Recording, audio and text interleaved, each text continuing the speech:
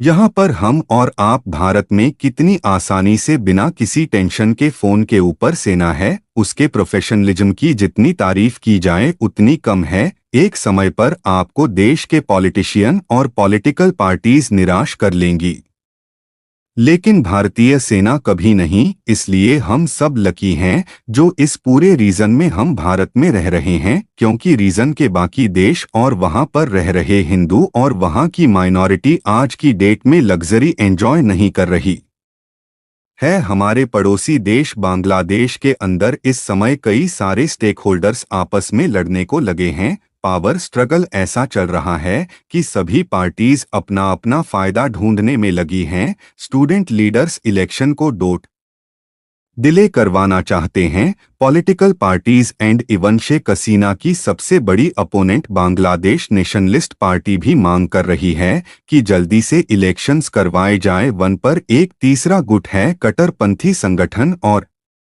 Radical elements का, जो चाहते हैं कि बांग्लादेश को इस्लामिक देश घोषित करके शरिया कानून लागू कर दिया जाए, और कुछ हैं जो इस आइडिया के बिल्कुल ही अगेंस्ट हैं। वहीं पर प्रोफेसर मोहम्मद यूनिस और जो उनके जजेस इस समय कॉन्स्टिट्यूशनल पोस्टों के ऊपर बैठे हैं, वो चाहते हैं कि वो इसी तरह से पावर को आगे भी एंजॉय करते रहे। यह सब अपने अपने फायदे के लिए आपस में लड़ रहे हैं, जिसकी वजह से बांग्लादेश के आर्मी चीफ ने भी फाइनली अपना मुंह खोला है और इन सभी पार्टीज को वार्निंग दे दी है। रेफरेंस के लिए आपकी स्क्रीन के ऊपर आर्टिकल का स्क्रीनशॉट है। रिपोर्ट्स निकल कर आ रही है कि Bangladesh army chief general Walker Zaman ने कई महीनों में पहली बार एक पॉलिटिकल स्टेटमेंट दी है। ढाका में एक इवेंट को संबोधित करते हुए बांग्लादेश आर्मी के चीफ जनरल वकर उजम ने कहा है कि बांग्लादेश की बिगड़ती हुई कानून व्यवस्था के लिए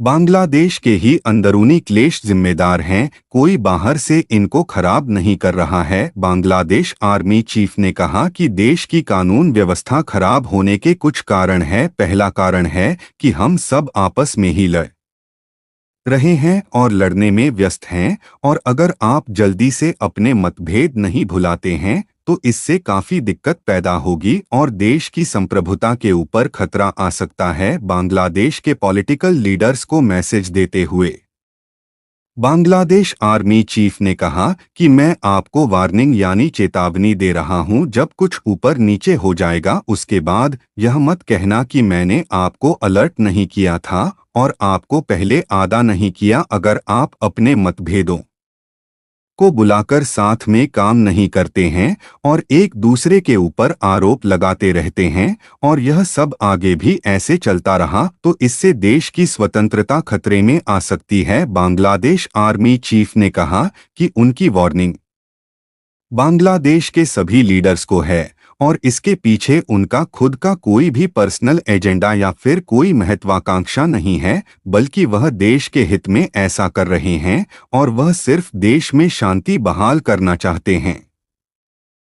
इसके साथ बांग्लादेश आर्मी चीफ ने कहा कि बांग्लादेश की कानून व्यवस्था यानी बांग्लादेश के अंदर जो लॉ एंड ऑर्डर सिचुएशन है उसकी जिम्मेदारी आगे भी बांग्लादेश आर्मी अपने पास ही रखेगी। Law and order situation Bangladesh army के पास तब तक जारी रहेगी जब तक फ्री एंड फेयर इलेक्शंस के बाद बांग्लादेश में एक चुनी हुई सरकार नहीं आ जाती है। लॉ एंड ऑर्डर किसी भी देश में पुलिस का काम होता है और देश की सीमा की सुरक्षा करना सेना का काम होता है, लेकिन बांग्लादेश आर्मी चीफ का कहना है कि जब तक बांग्लादेश में इलेक्शंस के बाद एक गवर्नमेंट भी बन जाती है तब तक वह देश की लॉ एंड ऑर्डर सिचुएशन को खुद ही अपने पास रखें।